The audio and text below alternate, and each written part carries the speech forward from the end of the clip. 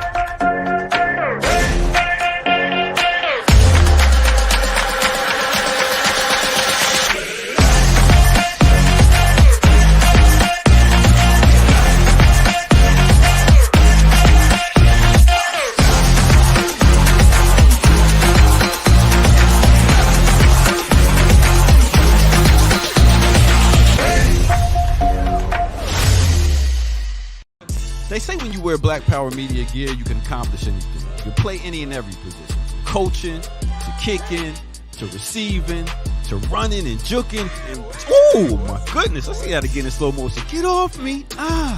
And you're going to have a lot of haters coming at you. But what you got to do is you got to shake them off, and get to your goal and accomplish it. And when that's done, it's a beautiful thing. I'm talking about going hard, extra, for that extra point. And when it's done beautifully, you talking about touchdown. Oh, and the crowd goes wild and they're celebrating with you and everything. Man, let's see that again. Nice. Black Power Media, baby. That's how we do it. Now go to blackpowermedia.org and get you some of that gear. Empower yourself today. Yeah.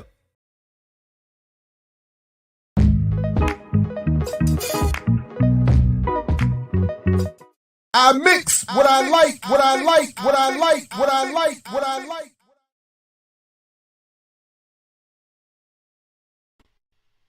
What's up, world? Welcome to another edition of I Mix What I Like right here at Black Power Media. Again, I'm Jared Ball, very happy to be your host. It's very difficult, of course, to follow that incredible program hosted by Kalanji just a moment ago with Doctors Joy James and Dylan Rodriguez, but the timing and the whatever is unfortunately necessary. So I have nothing more to add, and I would just encourage people to please go and not only get the message, but let the overall vibe sort of take you over, if I could put it that way. That said, I do want to take a couple of minutes to go through an article that was just published today that speaks to a lot of the work that I'm back focused on immediately again. Again, somewhat related to Kalanji's broadcast, myopically, I guess is focused right now. In the deadline for the second edition of the Buying Power book is New Year's Eve. Between the semester and travel and whatnot, and just general issues with focus and attention and discipline, I'm back at it. And so when Dr. Haight sent me this article from today's Atlantic, I thought I would jump on quickly in between Kalanji's broadcast and then the rest of my schedule. So and didn't want to let this wait until later because I think it deserves a little bit of attention. And anyway, so that's what it is. So shout out to everybody who was in Kalanji's chat, who will see this now and later. Definitely appreciate you, and a big shout out to all three of them for that very important broadcast.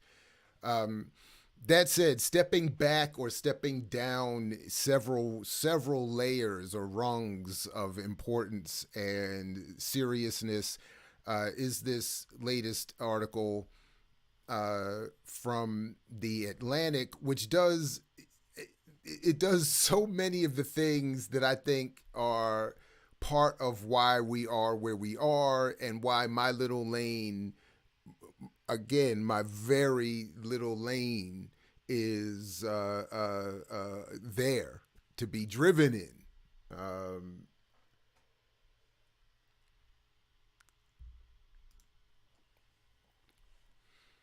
So as the headline says, the black investors who were burned by Bitcoin, neglected by traditional financial system, they got into cryptocurrency with gusto, but late. So already it's setting up, again, as I'm reading it, already it's setting it up to read as if part of the problem isn't the overall capitalist system, the casino that is Wall Street, the Ponzi scheme that is Wall Street. None of this that isn't so much the problem. It's that these black investors got in late. And that, so already I'm looking at this, as again, doing what so much is done that leaves this little lane for me. 2 years ago, a Maryland-based information technology specialist who asked to remain anonymous for reasons that will become apparent in a minute started researching Bitcoin in earnest. So of course I thought, I said Maryland-based. I said, that's interesting. IT. Doesn't that fit the description of Bitcoin Zay, the author of Bitcoin in Black America? At least some of that, I think, rings reminiscent. So I was wondering if that's the real reason for the anonymity. Because the next line reads, he'd seen the ubiquitous advertisements for it, he told me. And this is another way, lane that I'll probably come back to in a minute. Part of what leaves this little lane for me is that the focus on the advertising is mostly the mainstream dominant mainstream advertising, as opposed to the specifics that I tried to tackle a little bit in the Cryptoganda article. But that is also increasingly a concern for me in my work, which is the Black commercial media space. The cryptogandists are often Black commercial media that are targeting Black audiences that really, I think, have more to do with Black investment than even a LeBron James ad. For Super Bowl ad that will come up again in this article in a minute. I don't have the data to support that specific argument necessarily, but that's what I think. I have to admit that, but and I'll work on that over the next few weeks to see if I can actually draw that connection a little more closely, or clearly. But the point I'm making is that the amount of audience that is coming from Roland Martin and Hill Harper and Earn Your Leisure, or as we should be saying again, We Earn Their Leisure, the Stephen Harveys, all the stuff that we've been talking about on this show and this platform for quite a while now. That's where I think the $1 million worth of game and all of that stuff. That's where I think more of that Black investment is actually coming than those other ads. But this article doesn't address that part of it, which is, again, anyway. The IT specialist is one of thousands of American investors who have seen their savings disappear into the ether as Bitcoin and other cryptocurrencies have entered not just a bear market, but what many Web3 proponents are calling a crypto winter. The price of a single Bitcoin has plummeted from a peak of more than $68,000 last November to about $16,000 today. The shock collapse of the crypto trading firm FTX earlier this month sent prices lower than they were in 2017. Cryptocurrencies as a whole have lost more than $2 trillion in paper value in the past year. So, and again, I admit the pettiness in me, the frustration, that I feel, the response I want to have to some of the personal attacks I've suffered, all make me want to say, I told you so.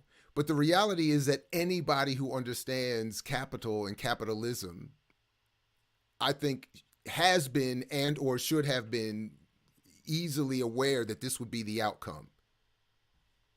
Anyone who's at all familiar with the history of technology as it relates to social relations, and as those relations specifically relate to Black people here in the United States and African people more broadly speaking throughout the diaspora, under various forms of settler colonialism, would not have been surprised by this. So the only issue left was, how is it that so many people found themselves in this position of the anonymous Maryland man, who is also one of thousands of Black investors who have seen the value of their crypto investments plummet. The prototypical face of crypto is young, white, techie, and male, but perhaps no other demographic group has been hit harder by the crypto bust than Black Americans, who are half as likely to own stocks as their white counterparts, but significantly more likely to own cryptocurrencies.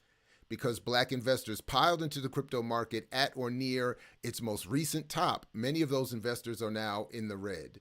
So again, specifically here on this program, I have been making that very point and pointing out that very statistic that this article draws from the reports, some of which I was citing myself when they came out, making this exact point. And more broadly speaking, going back to the specifics of the buying power book, when we look at the overall accumulation of stocks, it's broken down very well by a source I cite in that book, but the specifics are basically that a handful, 1 or less % of the population, almost exclusively white, overwhelmingly male, own everything. 2/3 of this, half of that, 40% of that, 90% of that, 80% of that, in terms of various ways that stocks and those and the products that are traded on Wall Street are broken down. Almost all of it is owned by a handful of people. So whether it's crypto or anything else, the idea that any group could work their way in and use that space to overturn collective inequality is, again, predictably fantasy, unrealistic, not going to happen. But as the article continues, that is especially worrisome because Black investors had so little to lose to begin with. Young Black men are one of the poorest segments of American society. It is also worrisome because many Black investors poured money into Bitcoin because they found it so hard to build generational wealth in the first place. Discriminated against by banks, overlooked by investment managers, redlined and saddled with educational debt, many turned to more esoteric opportunities. This is again, all of this is what has been part of mine and others' arguments about this and for a long time.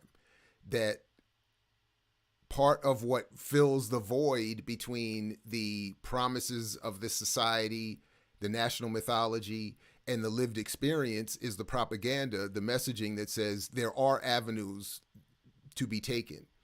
And if you are Black and poor and traditionally kept out of this space, here's another way for you to get in. So yes, there was the Spike Lee national commercial, heavily distributed, that we talked about, that where Spike was saying that crypto is the revolution. That was his language, scripted for him, likely by the white owners of that platform that we covered in detail back in whatever other video.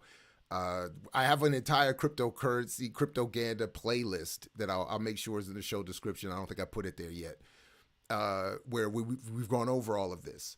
But yes, there was that video, but then there was underneath that this massively well-distributed network of Black commercial media, podcasts, etc.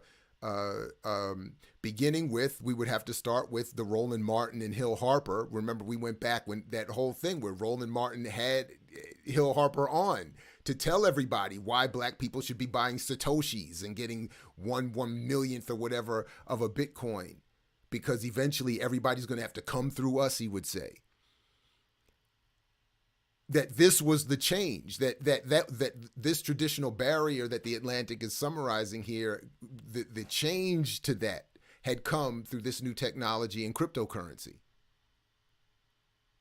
So that it wasn't just coming from the LeBron and the Spike Lees, it was coming from this, again, massively distributed Black commercial media cryptogandosphere. Ooh, maybe that's another word, another coinable term, the cryptogandosphere. Anyway, that said, surveys show that Black investors got into crypto with gusto, but late. Black Americans were much less likely than their white counterparts to have heard of cryptocurrencies in the early days, let alone to have invested in them. Of course, that was the case because, as we've also talked about in terms of the history of all of this, cryptocurrencies, Bitcoin in particular, they were the playground of a handful of white male, rich, techie, whatever. And after the 2008 crash, they needed a new play toy to generate a bubble. That was basically, now they reframed that with the Satoshi white paper and all the promises of a decentral this and a sovereign that.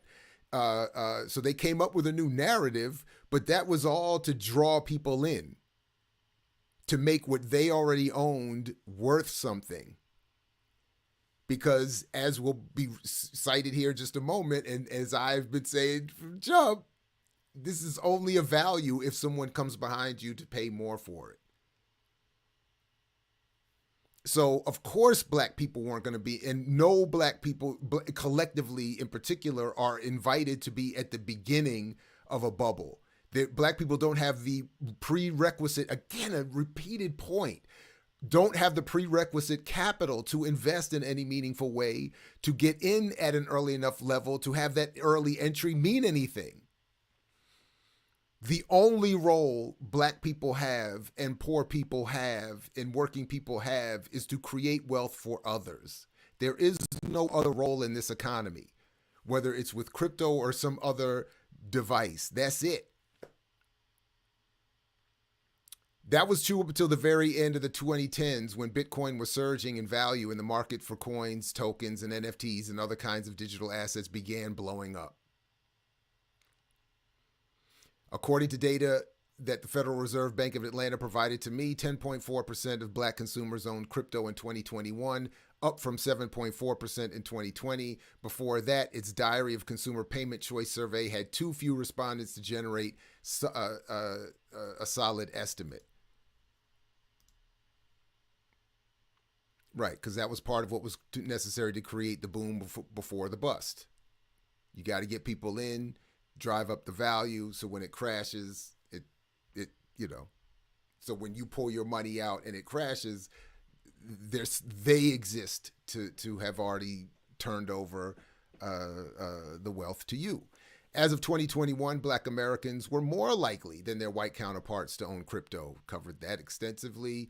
Natural perhaps, but also costly and tragic in the assessment of Marisa Baradaran, a law professor and the author of The Color of Money, Black Banks and the Racial Wealth Gap. In the black community, there is a real yearning to have financial autonomy, she told me. The system doesn't work, and the only path is to get the system to work. But if you're a minority, that has been a struggle that has yet to yield fruit.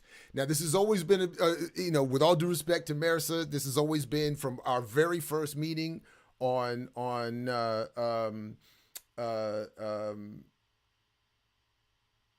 man, I just went blank on his name. On that other, wow, I just went completely blank on his name. That's deep. It's probably because never mind, it doesn't matter. But what anyway, but ever since we first met, I pointed out to her that in her book, as great as and useful as it is, I pointed out to her and pointed to the page and the line in which she sort of takes a little kind of sideways shot at communism. And I just sort of, I said, that's the line that's going to protect you. Because hers is, again, not a critique of capitalism overall. So the idea, as she says here, or is quoted as saying here, which I think is fitting, I don't think it's taken out of context, the system doesn't work and the only path is to get the system to work. But the system can't work. It can't work for black people. It can't work for working people. It can't work for a majority. So that's always sort of the trick bag here. It's not that the system has just failed to work as it applies to black people or to this or that group. It is that the system is doing exactly what is necessary. It is extracting wealth. It is producing wealth for the elite who own the economy. That is all that is ever supposed to happen here. Whether it's through the promise of home ownership or education or crypto, whatever it is, or sports or rap or whatever the promise is, this is all that's ever supposed to happen.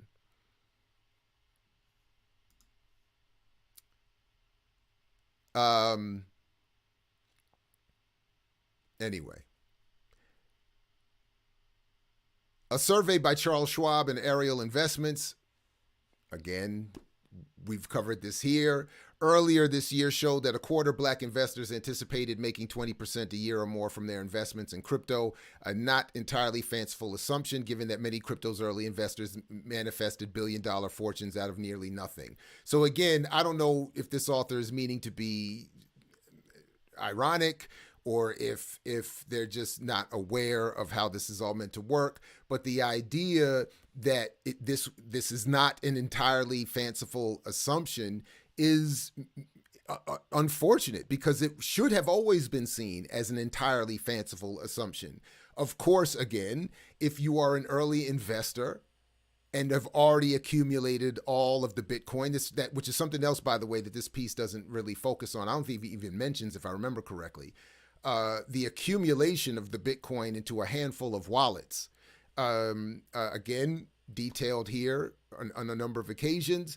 If you've already gotten in, if it's already been bought up, the idea that others can come in and make the amount of money that the initial investors made is, again, fanciful. It is entirely fanciful and should have been seen as such, and would have been more recognized as such if arguments like the one we've been making here for the longest period of time could have penetrated that base wall created by the black commercial media cryptoganda sphere.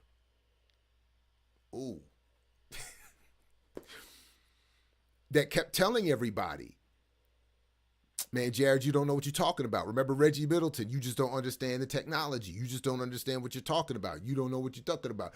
All of the comments and all the stuff that has come separate from all of that to me, personally, never mind who gets even more than I get.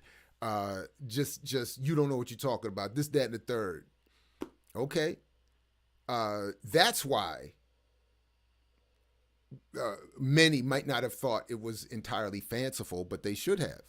Many black investors also read headlines promising that crypto was an engine for racial equality, saw constant advertisements for coin offerings and NFTs, watched NBA players and NFL stars taking their paychecks in Bitcoin. In a Crypto.com Super Bowl ad that aired this year, LeBron James tells a teenage version of himself, if you want to make history, you got to call your own shots. Covered that. Anyway. None of this might have mattered if not for the vicissitudes of the business cycle and the sudden catastrophe of the coronavirus pandemic. The surge in black investors piling into Bitcoin and the like coincided with a sharp run-up in real wages among black workers. It also coincided with the distribution of stimulus checks, child tax credits disbursements, and expanded unemployment insurance payments. The Federal Reserve Bank of Cleveland found that COVID stimulus checks fueled a bump in the price of Bitcoin. Millions of people who'd never had much to save or invest suddenly had cash on hand, and many chose to push it into crypto. Not just crypto, the whole economy went up. That's part of what has led to this so-called inflation, but that which is largely due to the corporate profits that everybody's been making when they were like, fine. Again, as George Jackson said correctly, it seems to be the only one, your buying power goes up and they just raise the cost of everything you buy. That is all that has happened here. The push for crypto was just one more sort of ride over the investment. And one other piece that they don't cover in this article that we did just recently was when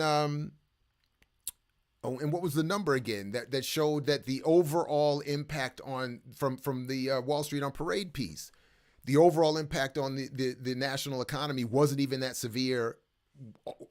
With all of the crypto, even at its height, it was only like 2% or 1 point something percent of the whole thing. It wasn't that big. It wasn't going to, so this was just one other device.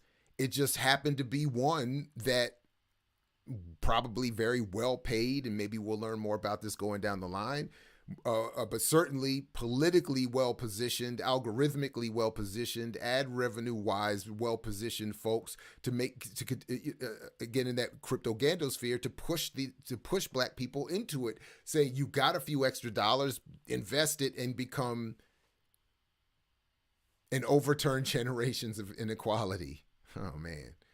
But the bubble burst when interest rates rose. The broader tech sector entered a recession and new buyers dried up. These are not really investable assets, Rogers of Ariel Investments told me. So this is deep. It's not a farm that produces wheat. It's not technology like an Apple computer that changes the world. You're just buying them in the hope that someone else will pay a higher price for them, end quote. Duh. Mr. Rogers of Ariel Investments. Duh.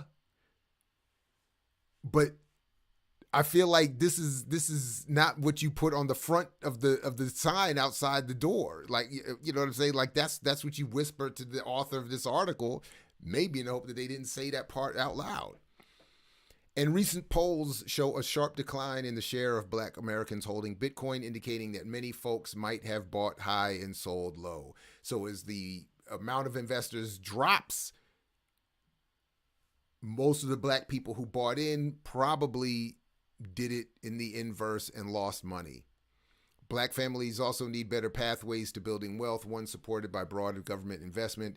So I just highlighted that part because as the article starts to try to find a solution, they raise a point that I'm at least trying to, in some small way, radicalize, that we need political power, not promises of investment and returns on investment and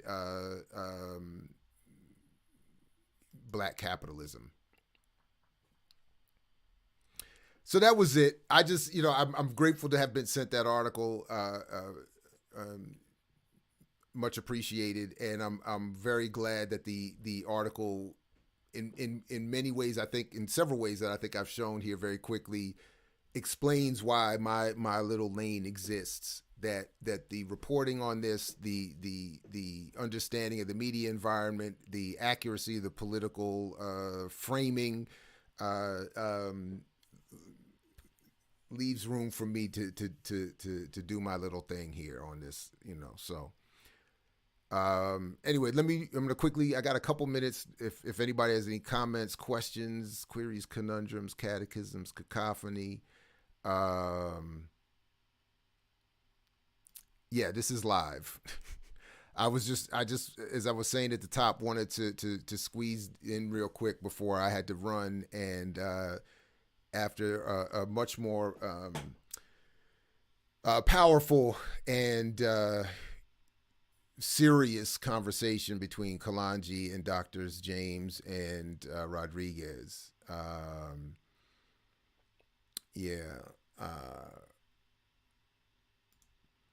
Yeah, I'm about to find a better one too. I'm still working on it.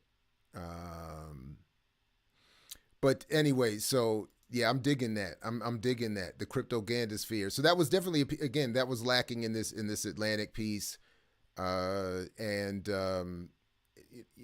again, it's hard to be a paid writer critical of capitalism. Its current wave of inflation is corporate greed. Yeah, that was my point. I think without the specifics of the 15% or et cetera, I think that's exactly what I was saying. I'm right on with that, clear on that. And that's why I was saying that whatever the Atlantic piece was trying to, however their frame, whatever their framing was it was just slightly lacking in terms of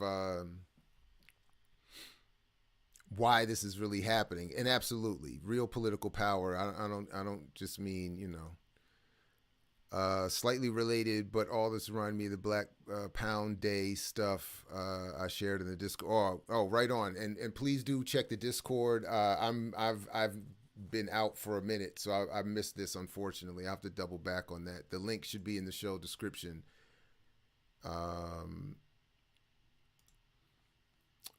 we need for the SEC to ban cryptocurrency. They all need to be, yeah. Uh, uh, for me, it's not that I disagree. It's that for me, that's almost a separate argument about in the sense that um, I look at cryptocurrencies like I look at anything else being, traded on Wall Street. They're all, it's all a form of a if not a legitimate or full Ponzi scheme. It is all part of an extractive, exploitive process. It's not meant to, so it should all be more heavily regulated and forced into redistribution. But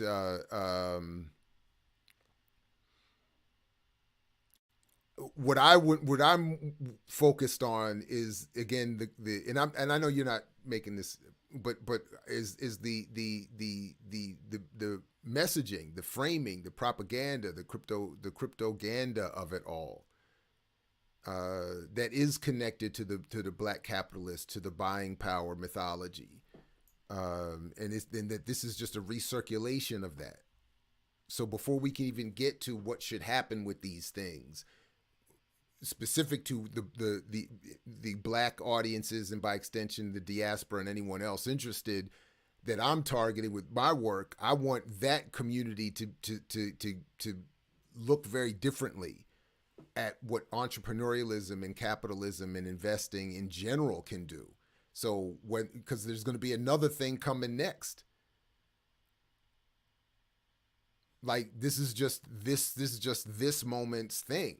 There's going to be another one in another whenever, and they're going to use black messaging and that whole mythology to attach black people onto something that is sinking. And I do think that there should be some sort of, I don't know. I'm not. I gotta get. I'll continue to invite help on this, because I don't really have the. Right now, I don't feel like I'm strong enough to go back into a close look at the stuff again for a while. But what are those cryptoganda spaces saying right now? How are they reframing the message? I should do it. I should go back. I just really just don't feel like doing it.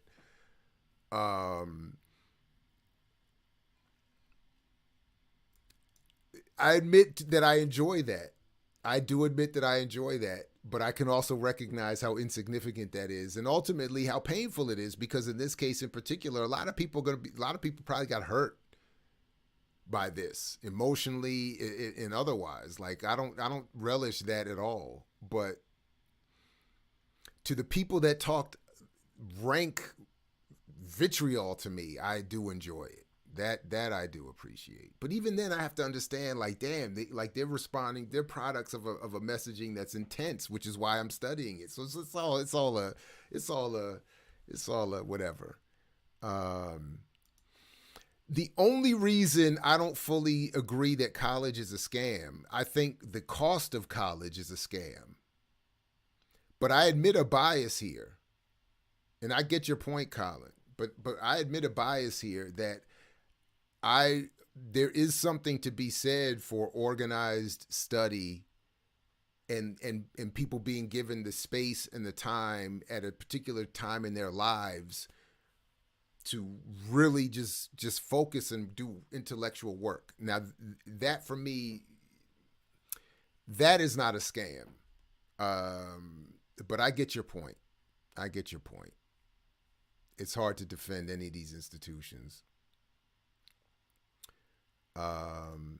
What do you think the Atlantic article is signaling? That all it says already known is just reframed. What does this article seek to do with pretending to uplift the plight of black people? I mean, I think the Atlantic is I mean, it's not here to be a revolutionary outlet. It's taking this moment and this issue and filtering it through its existing, be maybe a slightly liberal left critic of the world. I don't pretend to read the Atlantic that often, but and to it's kind of, I think of it in terms of the nation and all, other spaces where you get a slightly more thoughtful intellectual, but it's not here. It's not going to, as I said to Marissa Hurst directly, like they're going to go to Marissa Baradaran because she offers a very well written, very well detailed argument that is itself clearly a critique of banking and capital and capitalism, but doesn't critique capital or capitalism. And in fact, takes just enough of a shot at communism to let you know, without saying it. Don't misunderstand my critique as a condemnation of capitalism. I just think the system needs to be fixed for black people and others. And people like me and some of us are saying, that's not what the problem, it's not. Anyway, so that's what I think the article is doing. But even without getting to that, I think, again, just by leaving out a focus on that Cryptoganda sphere, and the black commercial press, which maybe the Atlantic isn't situated to recognize or appreciate, it leaves a lot of room.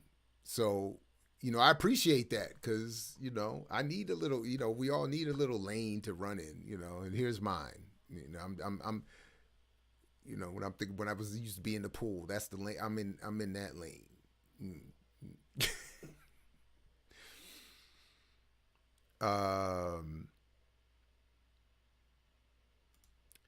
What has my family done? With all due respect, that's none of your business. It's like I'm just playing.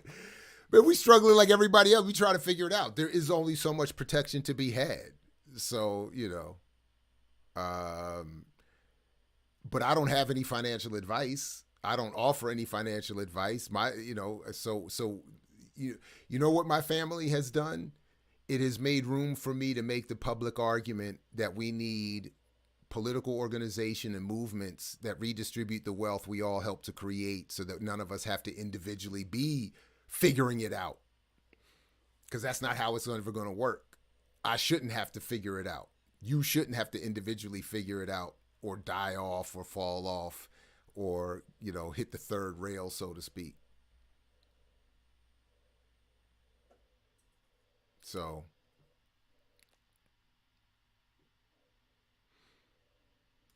yeah, we covered some of this, the Miami coin stuff. Absolutely.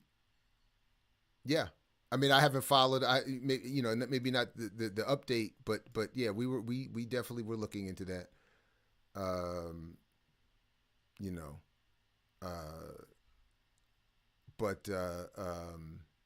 Yeah, anyway. All right, good people. Just wanted to chime in on that real quick. I'll be back with the remix tomorrow morning. Looking forward to that. So I hope to see all and more of you there. And Friday back again with Diallo and Brother Geechee. I think we're going to be, the plan, I got to check, is to do a deeper dive into Roland Martin's new book. But I didn't see the chapter on cryptocurrency in White Fear, in his new book, White Fear. So I don't know if Roland, I don't know what they're saying about the crypto crash and how they're, if they're even addressing the fact that he did that whole push with Hill Harper that we were very critical of at the time. And I wonder if anybody's ever, maybe they have. Have they come out and said they're sorry? Has there been any apologies? Has there been any whoops? What was that dude with 3 names that they had as paid black spokesperson for paid guest for investment advice on Roland's economic advice show? Have I missed the apology segment? I don't know. Send me the link.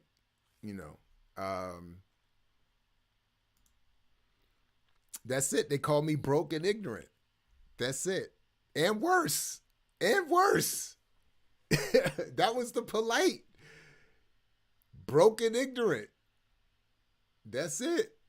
And relatively speaking, that may be true. certainly the broke part. But I don't know. I don't know. Again, it's nothing personal because at the end of the day, whatever I get called isn't going to help the collective, isn't going to hurt the collective, and but anyway, I did tell you. Anyway, I'm just playing. Anyway, look, good people. Please, again, if you haven't, what the state is doing, and maybe by the time you see this has done to Kevin Johnson is atrocious. At minimum, support the work and the discussion that Kalanji hosted with Doctors Joy James and Dylan Rodriguez, and the extended vibe that they set earlier today. And